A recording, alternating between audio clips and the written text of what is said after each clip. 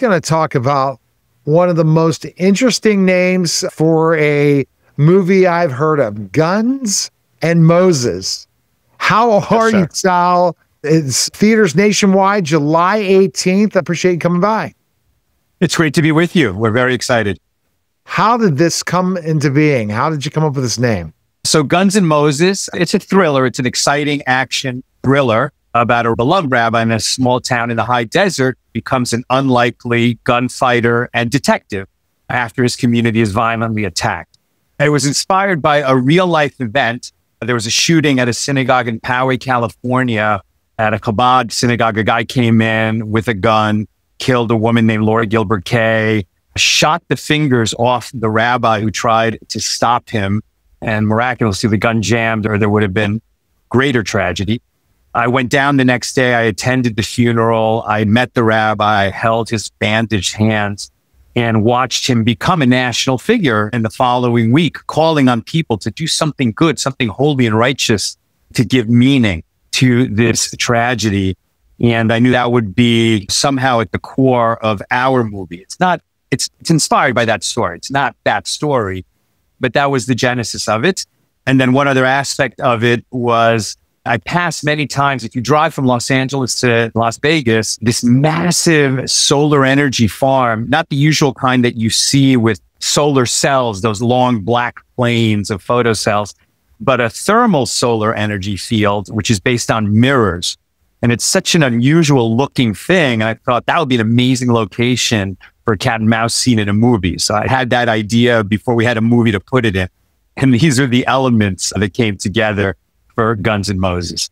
You really wanted to do something that would bring light a little bit, but be really funny at the same time. It's not a comedy. It's an exciting thriller.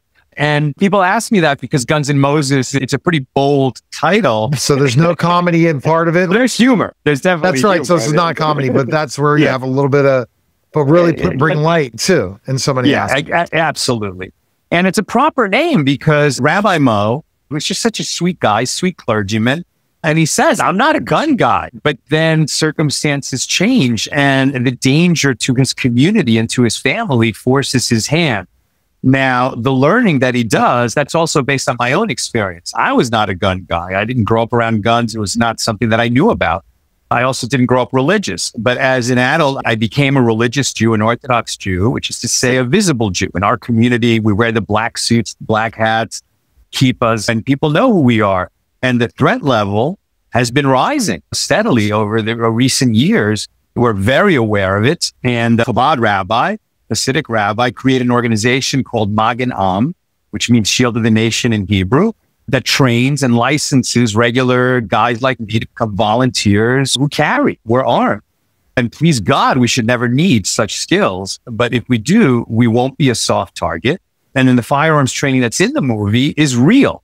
It's funny. It's a very bold name. You might think it, and there's, like I said, there's humor in the movie, but something that you've never seen in a Hollywood movie where people have to learn how to shoot all the time. But what is it? It's a few tin cans on a fence, right? Some music, and 15 seconds later, the guy can shoot. That's not the real world at all. And the real world is very difficult to shoot, and under pressure, 100 times harder. And you're only going to be able to do that if you have proper training and muscle memory. And so when the rabbi is learning in the movie over the course of a few scenes at a shooting range, trigger press, sight picture, let the bang surprise you, slow as smooth as fast. Anyone who's ever learned to shoot in the real world will recognize that this is real world training, but it's never been in a movie before. And so we're bringing that in. The firearms community and the Second Amendment community really appreciates it. So you not being that gun guy, it was intriguing in so many aspects.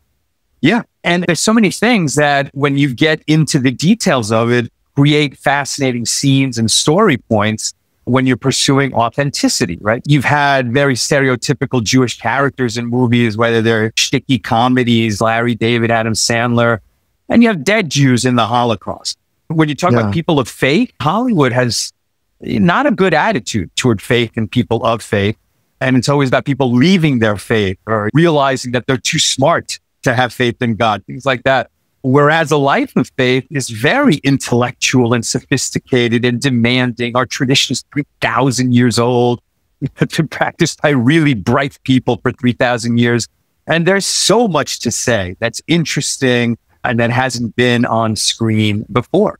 And the things that are on screen before. So where do you, like, when you're thinking about putting all these characters together, where did you come up with these kind of interesting ideas of just the whole storyline and to really to look back, hey, we're going to fight back.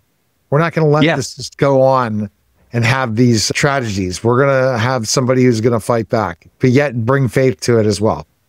Yeah. So it starts in the real world. Like I said, it started with a tragedy here in California. It started with our organization, which now has hundreds of guys who are involved, who are taking this seriously. Jewish world at all. You had an attack in a church in Wayne, Michigan quite recently. And thank God there were armed congregants there who stopped him before he could do more harm. I wish guns weren't necessary. They're loud. They get dirty. There's a lot of unpleasantness about them. It can be fun also. The reality is that there are bad people who are intent on doing harm and doing evil. And we have to be prepared for that. We have to live in the real world. And so this opens conversations about that. The movie also plays as a murder mystery. And so it has to be effective. In that sense, tradition of De Palma and Hitchcock, Coppola, the great murder mystery thrillers of the 70s, there's been a kind of crushing sameness to what Hollywood has been putting out, I think, for a long time. These sequels and prequels and reboots and retreads. Even this summer, you're seeing so many of these big. It's crazy. Movies. You're at least giving yourself something different to go and see in the theater. Oh, yeah. And these huge movies, Hollywood, they rarely make money on them. They treat the theatrical release as a big ad campaign. And it's challenging for smaller independent films like us just to get the screens. Now, we are opening on, thank God, on July 18th, next Friday, July 18th. But we're not in 4,000 theaters or 2,000 theaters. So in the cities where we are opening, people got to come. They got to come week one and support this movie. They're going to enjoy it. They're going to have a great time. And we're in AMC. AMC looks carefully at the theaters where we're starting it so that we can spread, so that we can grow. So it is so important that if you care about a movie like this, our trailer at gunsandmosesmovie.com, I'm sure you're going to find it like, that looks like a kick-ass movie with values that I can get behind, and then get behind it by showing up. But you've seen these faith films, people have done this. Yeah. Countless times. That's what you're hoping, right? Yes, absolutely. And it's a little different because when you talk about faith-based films in America, they're Christian films. This is a faith-based film that very much is Judeo-Christian principles and will appeal very much to the Christian and audience of faith, but it's a little different, right? It's a rabbi in the lead role. We are so fortunate, so blessed to have allies in this time of danger, people who stand not only with the Jews in America, but with Israel and Jews around the world. And we've never seen such overt anti-Semitism in our lifetimes. I certainly was aware because my grandmother carried my mother as an infant through a concentration camp. My grandmother's Hungarian, and my grandfather was murdered in a different camp. So I grew up around the Holocaust and this idea of never again. Now we thought, Grandma, I understand what happened in Europe. Nothing like that could happen in America. People in America aren't calling for the murder of Jews. And they are now. So is this a very important opportunity for a Jewish-based film in this way of faith to go into the theaters and really be groundbreaking? What has been your feedback in the marketing so far? What are your hopes for the 18th? We hope to sell out those screens in the cities where we are, in New York, in Philadelphia, in Boston, several cities in Florida, in Dallas, in Houston. We're not everywhere. We can get to everywhere. The feedback has been tremendous on X, on Instagram. There are haters who will spew their hate, but thank God there's also a flood of love and people who are really interested and intrigued. There just hasn't been a movie like this. I think so much of what we look for when we go to movies is to be carried away in an experience that's something we haven't seen before. And we will deliver that. You're going to have fun. It's an edge of your seat thriller with characters and situations you haven't seen before. How has the Jewish community come out for this in your hope? You said you hope to have a lot of Christians coming to the film, but how's that? Yeah, the Jews are definitely getting behind it. It's been an interesting time. If you want to talk a little bit frankly about current events and politics, Jews in America tend to be very liberal and vote on liberal issues. And a lot of them have had an awakening since October 7th about how much support there is for the Jewish community and for Israel on the right side of the aisle. I think it's just first of all, a lot of definitions are changing. I think so many of us are closer to the middle, whichever side we're on. We're a little bit close to the middle. We all care about freedom. We all care about safety. How much safety are we going to give up to get freedom? How much freedom are we going to give up to get safety? That's what we can argue about. But we have so much more in common. And this is a movie that really respects the values of America. There was no reason to put profanity or nudity in the movie. And so we didn't add those elements. They're just not there. They don't need to be there. But what we do have is compelling characters in a time of danger, pursuing the truth in a mystery. All right.